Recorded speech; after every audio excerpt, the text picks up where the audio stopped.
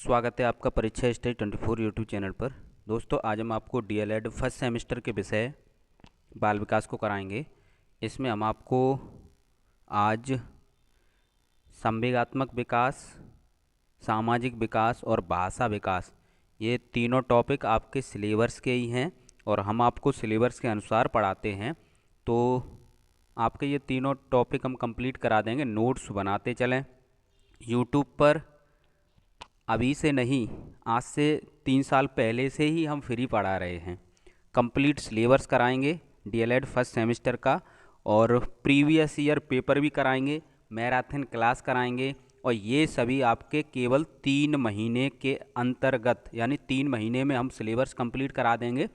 पहले हम 3 महीने में सिलेबस कंप्लीट कराएंगे, उसके बाद आपकी मैराथन क्लास लगाएंगे और उसके बाद प्रीवियस ईयर पेपर कराएंगे। मैराथन क्लास और प्रीवियस ईयर पेपर, ये सभी पेपर से आपकी जो पेपर की डेट आती है उससे 15-20 दिन पहले हम करा देते हैं। तो कहने का मतलब ये है, जो आपका 6 मंथ का सेमेस्टर होता है उसमें 3 मंथ हम पढ़ाते हैं और जो आपके 3 मंथ रह जाते हैं उसमें रिवीजन कराते हैं। तो नोट्स बनाते चलें, समझते हैं दोस्तों। और वीडियो को शेयर ज़रूर कर दिया करें अपने दोस्तों में, डीएलएड ग्रुपों में, जिससे अधिक से अधिक छात्र जुड़ सकें। समझते हैं संवेगात्मक विकास, ये आपका बाल विकास के सिलेबस का ही टॉपिक है और सिलेबस के अनुसार ही हम टॉपिक का अर्थ समझाते हैं आपको। ये हमारे पढ़ाने का तरीका है, ज़्यादा लेंथी नहीं, पॉइंट टू पॉइंट पढ़ाते हैं। क्योंकि पेपर एक दिन में 3 होंगे तो आप रिवीजन भी नहीं कर पाएंगे, ठीक है, ये आपको पता है। तो इसलिए पॉइंट टू पॉइंट पढ़ें और स्वयं लिखने की कोशिश करें, याद साथ ही साथ करते रहें। समझते हैं संवेग। संवेग को इंग्लिश में इमोशन कहते हैं। क्या कहते हैं? इमोशन। जैसे प्रेम, हर्ष, उत्साह, भय, क्रोध, ईर्ष्या, ये सभी क्या हैं? इमोशन है, यानी संवेग हैं। ठीक है, इसे डिटेल में समझ लेते हैं। संवेग को अंग्रेजी में इमोशन कहते हैं। इमोशन शब्द की जो उत्पत्ति हुई है, जो इमोशन शब्द की उत्पत्ति हुई है वो लैटिन भाषा के इमोवरी, किससे हुई है? लैटिन भाषा के इमोवरी से हुई है। ठीक है, जो लैटिन भाषा का शब्द है इमोवरी, उससे हुई है, जिसका अर्थ क्या होता है? उत्तेजित होना। जिसका अर्थ होता है उत्तेजित होना। तो संवेग का मतलब आप समझ गए कि संवेग को अंग्रेजी में इमोशन कहते हैं। वो इमोशन जो शब्द है वो लैटिन भाषा का शब्द है।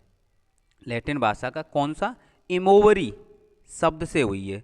जो लैटिन भाषा के शब्द इमोवरी से इमोशन शब्द की उत्पत्ति हुई है, जिसका अर्थ होता है उत्तेजित होना। इस प्रकार हम कह सकते हैं व्यक्ति की उत्तेजित अवस्था को संवेग कहते हैं। ठीक है, व्यक्ति की उत्तेजित अवस्था को क्या कहते हैं? संवेग कहते हैं। जैसे सामने वाले किसी व्यक्ति को क्रोध आना, तो वो उत्तेजित हो जाएगा। तो क्रोध आना यानी ये संवेग है। तो यही व्यक्ति की उत्तेजित अवस्था क्या कहलाती? संवेग कहलाती है। नेक्स्ट देखते हैं, संवेग एक मानसिक क्रिया है। संवेग क्या है? एक मानसिक क्रिया है। ये प्रश्न 1 नंबर में पूछ लिया जाता है कि संवेग किस प्रकार की क्रिया है या प्रक्रिया है। तो ये मानसिक क्रिया है जिसमें व्यक्ति की शारीरिक, मानसिक स्थिति तथा व्यवहार में परिवर्तन होता है। क्या होता है? उसके शारीरिक, मानसिक तथा व्यवहार में परिवर्तन होता है। संवेग के कारण क्या है? जो नॉर्मल व्यक्ति होगा, यदि उसमें संवेग हो आएगा, जैसे मान लो क्रोध आया, तो उसका शारीरिक, मानसिक और जो व्यवहार होगा वो बदल जाएगा कुछ क्षण के लिए। ये आप जानते हो। नेक्स्ट देखते हैं, अब इसकी परिभाषा समझते हैं। अभी आपने संवेग के बारे में डिटेल में समझा, अब इसकी परिभाषा लिखने को आए तो किसी भी मनोवैज्ञानिक के अनुसार आप लिख सकते हो। वुडवर्थ ने क्या परिभाषा दी है संवेग की? वुडवर्थ ने ये बताया है, जो संवेग है वो व्यक्ति की उत्तेजित दशा है। वो क्या है? व्यक्ति की उत्तेजित दशा है, ये बताया है वुडवर्थ ने। रॉस ने क्या बताया है? रॉस ने बताया है संवेग चेतना की अवस्था है। संवेग क्या है? चेतना की अवस्था है जिसमें रागात्मक तत्व की प्रधानता रहती है। ये रॉस ने बताया है कि चेतना की वह अवस्था, संवेग क्या है? चेतना की वह अवस्था है जिसमें रागात्मक तत्व की प्रधानता रहती है। जो मनोवैज्ञानिक अपने शब्द बोलते हैं वही हमें लिखने होते हैं। ठीक है, नेक्स्ट देखते हैं संवेगों के प्रकार। तो संवेगों के प्रकार समझ लेते हैं। संवेग दो प्रकार के होते हैं, एक तो सकारात्मक और एक नकारात्मक। अब इसे समझते हैं सकारात्मक में कौन कौन से आएंगे। ठीक है, जैसे सुखदाई, जो सुखदाई संवेग होते हैं जिनसे हमें सुख प्राप्त होता है, जिससे हमें प्रसन्नता होती है, वो सभी क्या हैं, सुखदाई के अंतर्गत आएंगे। जिनसे हमें जो संवेग दुखदाई होते हैं, ठीक है, वो नकारात्मक में आएंगे। सुखदाई समझते हैं जैसे प्रेम, ये भी एक संवेग है लेकिन सुखदाई है। हर्ष, आनंद, स्नेह, ये सभी किसके अंतर्गत आएंगे, सकारात्मक संवेग के अंतर्गत आएंगे। तो एक छोटा सा जो पॉइंट है उसे समझ लेते हैं कि सकारात्मक संवेग की बात होगी तो इसमें आप लिखना कि इन्हें सुखदाई संवेग कहते हैं। जब सुखदाई संवेग की बात होगी तो आपके डायरेक्ट दिमाग में क्लिक होगा कि सुखदाई जहाँ से हमें सुख प्राप्त हो रहा है, ऐसे संवेग कौन कौन से हैं। तो हर्ष है, प्रेम है, आनंद है, स्नेह है, ये सुखदाई संवेग के अंतर्गत आएंगे। नेक्स्ट है आपका नकारात्मक संवेग। नकारात्मक संवेग तो इन्हें दुखदाई संवेग कहते हैं, जिनसे दुख मिलता है, यानी भय, क्रोध, चिंता, ईर्ष्या, घृणा, ये सभी नकारात्मक संवेग के अंतर्गत आते हैं। इन्हें दुखदाई संवेग भी कहते हैं। तो इस प्रकार एक दूसरे को रिलेट करके पढ़ोगे तो आपको समझ में आएगा, क्योंकि ये विषय आपके लिए नया है। ठीक है, बाल विकास विषय नया नया है। हिंदी, इंग्लिश, गणित ये तो आप पढ़ते ही रहे हो, लेकिन ये विषय नया है, इस पर ज़्यादा मेहनत करनी है। और ये एक ऐसा विषय है जो आपको DElEd, UP TET, C TET, शिक्षक भर्ती, इन चारों में मिलेगा। यही सिलेबस होगा डिट्टो। नेक्स्ट समझते हैं मैकडूगल के अनुसार संवेग। ठीक है, यह प्रश्न कई बार पूछा गया है कि संवेग कितने होते हैं, या फिर मैकडूगल के अनुसार संवेग कितने होते हैं, या मैकडूगल ने संवेग कितने बताए हैं। तो मैकडूगल ने संवेग 14 बताए हैं। कितने बताए हैं, 14 संवेग मैकडूगल ने बताए हैं। कितने बताए हैं, 14 संवेग। प्रत्येक संवेग की एक मूल प्रवृत्ति होती है। जो प्रत्येक संवेग हैं, इन्होंने जो 14 संवेग बताए हैं, उनकी प्रत्येक संवेग की एक मूल प्रवृत्ति होती है। मूल प्रवृत्ति के जन्मदाता मैकडूगल हैं। जो संवेग की मूल प्रवृत्ति है उसके जन्मदाता किसे माना जाता है, मैकडूगल को माना जाता है। नेक्स्ट देखते हैं, अब संवेग और उनकी मूल प्रवृत्ति समझ लेते हैं। भय, भय एक संवेग है, इसकी जो मूल प्रवृत्ति है वो पलायन है।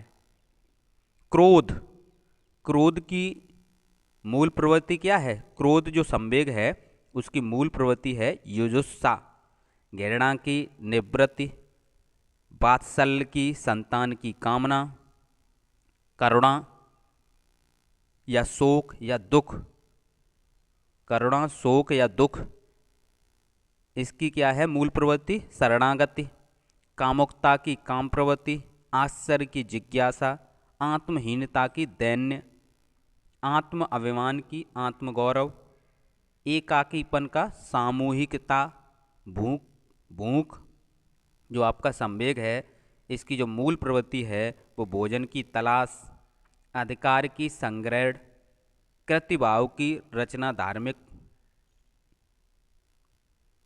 आमोद की हास। तो इस प्रकार 14 आपके 14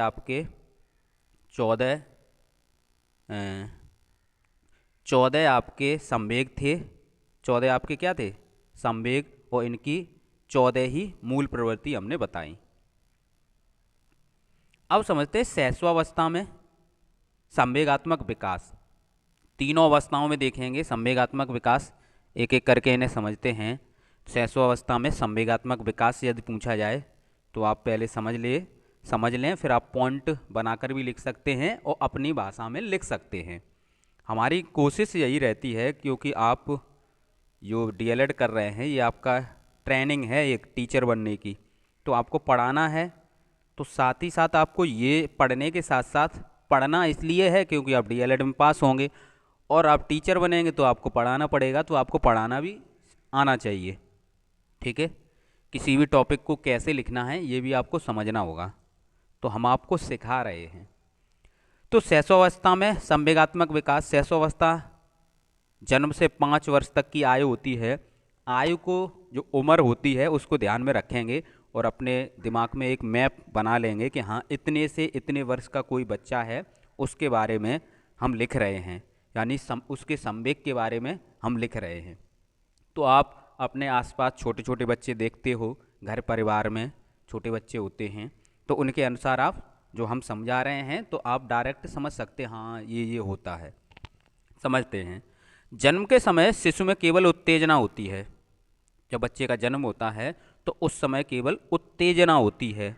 ठीक है, लगभग 2 वर्ष की आयु में शिशु में प्रेम, आनंद, क्रोध और भय आदि प्रमुख संवेग विकसित होते हैं। कब? जब बालक 2 वर्ष का होता है, जब बच्चा या शिशु 2 वर्ष का होता है तब प्रेम, आनंद, क्रोध, भय ये सभी संवेग विकसित होते हैं। लेकिन प्रारंभ में जन्म के समय केवल उत्तेजना होती है। जन्म के समय क्या होता है? उत्तेजना। शैशवावस्था में शिशु के संवेग स्थिर होते हैं। जो शैशवावस्था होती है उसमें क्या है, संवेग स्थिर होते हैं, ज़्यादा संवेग नहीं होते हैं। अब संवेग स्थिर क्यों होते हैं ये समझ लेते हैं। जैसे रोते हुए शिशु, जो रोता हुआ कोई बच्चा है उसको खिलौना देने पर हंसने लगता है, तो इसका मतलब ये क्षणिक संवेग हैं उसके अंदर। यदि कोई बच्चा रो रहा है, छोटा बच्चा है, ठीक है, यानी 1-2 महीने का मान सकते हैं, छोटा बच्चा है, तो उसे रोते हुए को यदि आप खिलौना दे देंगे वो हंसने लगेगा। ठीक है, तो शैशवावस्था जो आपकी आयु है उसको ध्यान में रखें, जन्म से 5 वर्ष तक, तभी आप लिख पाओगे। नेक्स्ट देखते हैं, शैशवावस्था में शिशु के संवेग स्थिर होते हैं, रोते हुए शिशु को खिलौना देने पर हंसने लगता है। वाटसन ने जन्म के समय, वाटसन के अनुसार है, ये पूछा हुआ प्रश्न है, ठीक है, वाटसन के अनुसार पूछा गया था। तो वाटसन ने जन्म के समय शिशु के भीतर या भीतर को अंदर बोलते हैं, भय, क्रोध और प्रेम, ये 3 संवेग बताए। किसने बताए? वाटसन ने। कितने बताए? 3 संवेग। कौन कौन से बताए? भय, क्रोध और प्रेम। सभी छात्र वीडियो को अपने दोस्तों में तथा डीएलएड ग्रुपों में शेयर कर दें। नेक्स्ट देखते हैं, बाल्यावस्था में संवेगात्मक विकास। जब बाल्यावस्था में संवेगात्मक विकास देखेंगे उससे पहले हमने क्या बताया आपको आयु पता होनी चाहिए, हम कितने से कितने वर्ष के बालक के बारे में पढ़ रहे हैं या हमें लिखना है पेपर में। तो बाल्यावस्था होती है 6 से 12 वर्ष तक के आयु, यानी 6 से 12 वर्ष तक के आयु के कोई बच्चा है उसके बारे में हम लिख रहे हैं कि उसमें संवेग किस प्रकार होते हैं। तो बाल्यावस्था में बालक का अपने भय और क्रोध पर जो उसका डर होता है, जो शैशवावस्था में वो डरता है, ठीक है, तो भय और क्रोध पर बाल्यावस्था में नियंत्रण हो जाता है। ठीक है, बालक में समूह के प्रभाव से घृणा, द्वेष, ईर्ष्या आदि संवेग आ जाते हैं। ठीक है, इसमें क्या है, घृणा, द्वेष, ईर्ष्या ये संवेग आ जाते हैं बालक में समूह के प्रभाव से, क्योंकि जब 6 से 12 वर्ष तक का बालक होता है तो वो स्कूल भी जाता है या फिर घर पे भी रहता है, तो गांव में या शहर में उसके समूह में रहना स्टार्ट कर देता है, यानी उसके दोस्त वगैरह बनने लगते हैं। तो ये यही बात है कि वहाँ पर रहेगा तो अपनी तुलना दूसरे से करेगा, तो वहाँ पर घृणा, द्वेष और ईर्ष्या होगी। किशोरावस्था में देखते हैं संवेगात्मक विकास। जो इसकी उम्र होती है वो कितने वर्ष के बालक होते हैं? 13 वर्ष से 18 वर्ष तक के आयु किशोरावस्था के अंतर्गत कहलाते हैं। तो हम 13 वर्ष से 18 वर्ष तक के आयु के बालकों के बारे में समझेंगे कि किशोरावस्था में संवेगात्मक विकास किस प्रकार से होता है। तो किशोरावस्था में प्रेम, दया, क्रोध, सहानुभूति, ठीक है, ये जो संवेग हैं इन संवेगों में स्थिरता आ जाती है।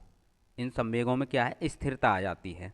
ठीक है, किशोरावस्था में बालक संवेगों पर नियंत्रण नहीं रख पाता है, संवेगों पर नियंत्रण नहीं रख पाता है। जब इतने वर्ष का बालक होगा, कहीं लड़ाई झगड़ा या कुछ होगा तो वो पहले नंबर पर आएगा, लड़ाई झगड़ा जरूर करेगा।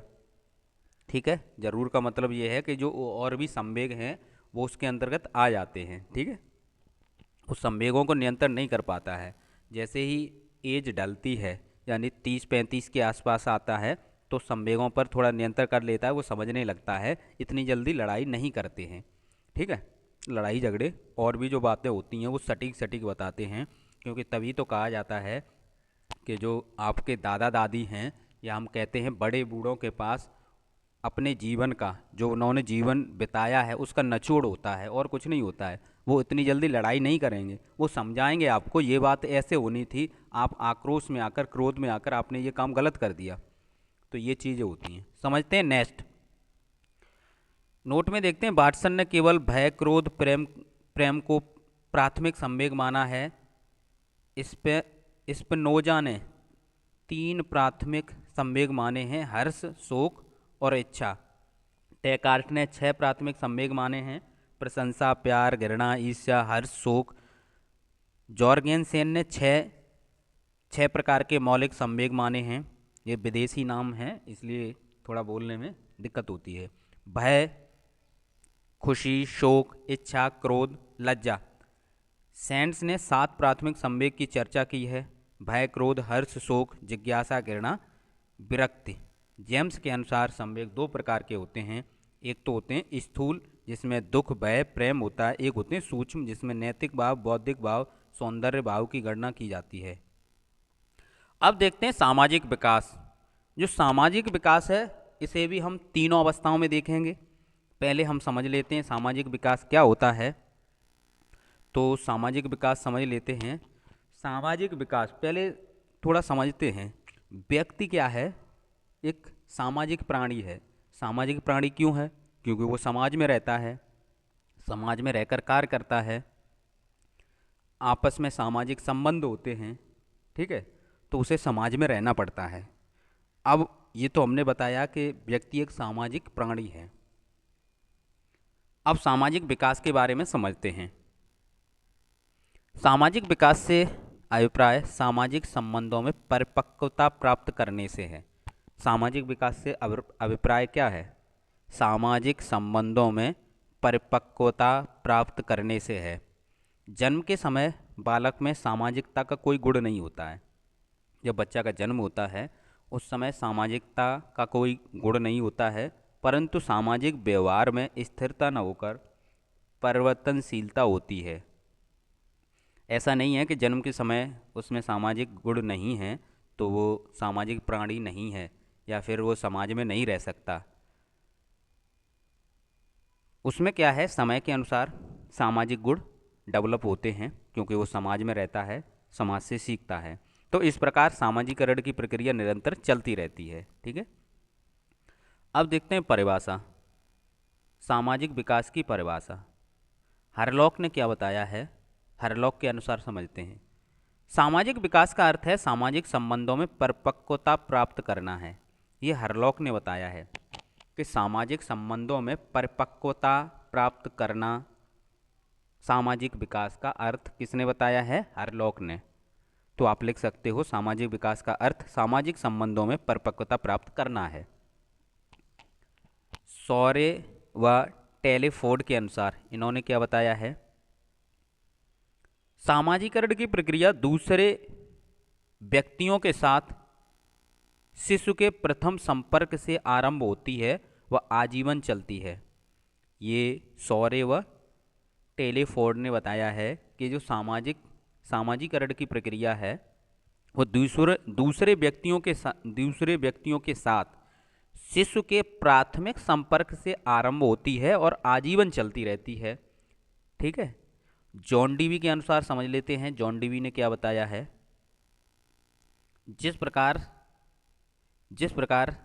शारीरिक विकास के लिए भोजन का महत्व है, जिस प्रकार शारीरिक विकास के लिए भोजन का महत्व है, उसी प्रकार सामाजिक विकास के लिए शिक्षा का। तो इन्होंने जो परिभाषा दी है सामाजिक विकास की, उसे समझ लेते हैं। इन्होंने बताया कि जिस प्रकार शारीरिक विकास, शरीर के विकास के लिए भोजन की आवश्यकता होती है, उसी प्रकार सामाजिक विकास के लिए शिक्षा की आवश्यकता होती है। तो ये जॉन डीवी के वक्तव्य हैं, या जॉन डीवी के अनुसार हैं। अब देखते हैं एक एक करके कि शैशवावस्था में सामाजिक विकास, शैशवावस्था में सामाजिक विकास कितना होता है। जन्म के बाद शिशु की देखभाल माँ के द्वारा होती है। जन्म के बाद शिशु की देखभाल जो होती है माँ के द्वारा होती है। उस समय माँ ही उसका समाज होता है। माँ ही क्या होता है? उसका समाज होता है। शिशु 2 वर्ष की अवस्था तक स्वार्थी व स्वकेंद्रित होता है। 2 वर्ष तक वह स्वार्थी व स्वकेंद्रित होता है। 5 वर्ष की आयु तक वह सामाजिक खेलों में भाग लेने लगता है।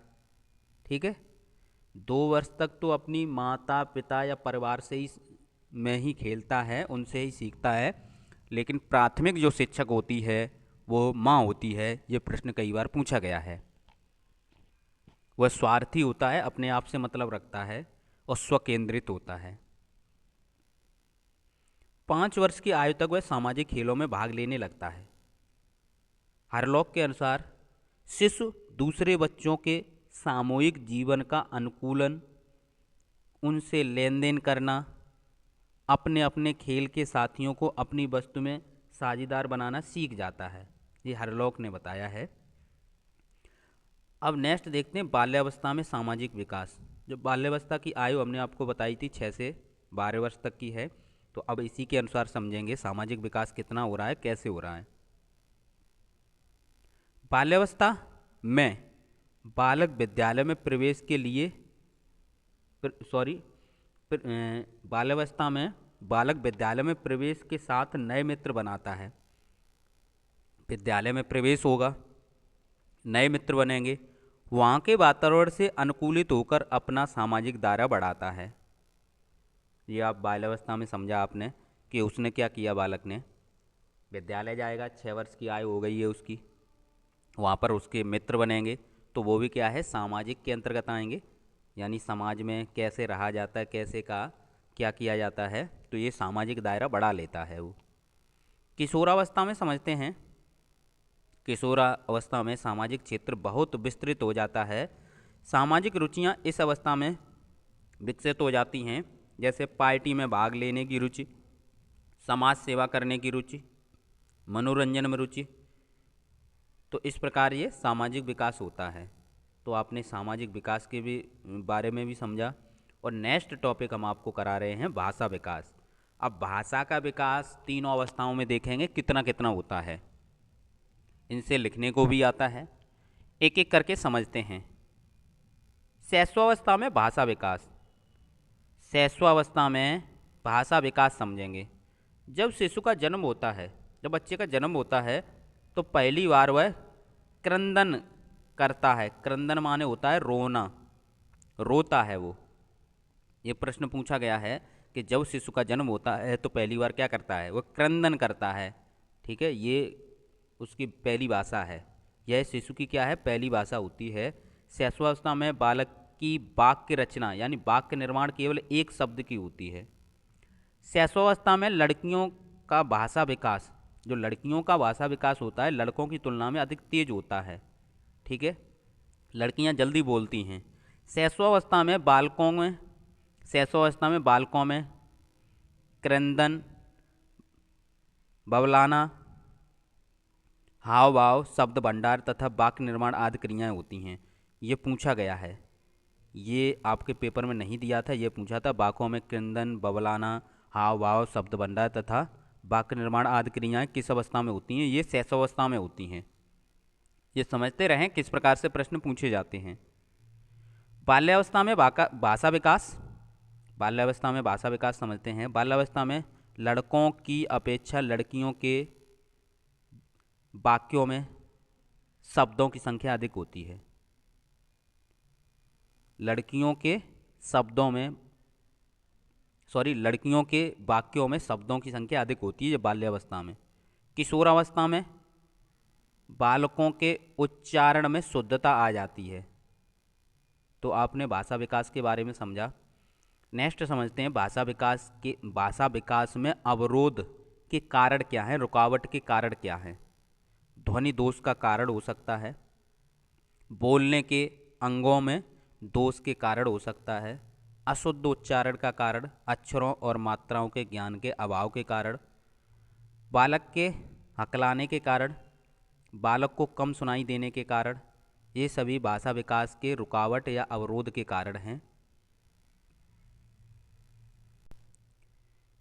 इस प्रकार हमने आपको 3 टॉपिक इस वीडियो में करा दिए हैं। वीडियो को अपने दोस्तों को शेयर करें। हमने आपको बता दिया है प्रत्येक विषय के क्लास एक ही रहेगी। अभी जब आप रेगुलर क्लास हमें लगेगा कि हाँ ज़्यादा लोग देख रहे हैं तो हम 2 क्लास लगाना स्टार्ट कर देंगे, नहीं तो हमें केवल एक विषय की 10 वीडियो से 15 वीडियो बनानी है। 3 महीने में आपका कंप्लीट हम कर देंगे और उसके बाद मैराथन क्लास और उसके बाद प्रीवियस ईयर पेपर कराएंगे और अच्छे अंक आएंगे। सभी के ज़्यादातर 90+ बनती है। ठीक है, जो हम बता रहे हैं उसी के अनुसार वो फ्री रहती हैं। ये वीडियो हमारी यूट्यूब पर सभी फ्री रहती हैं। तो अपने दोस्तों को DLED ग्रुपों में ये वीडियो को शेयर कर दें और लाइक ज़रूर किया करें।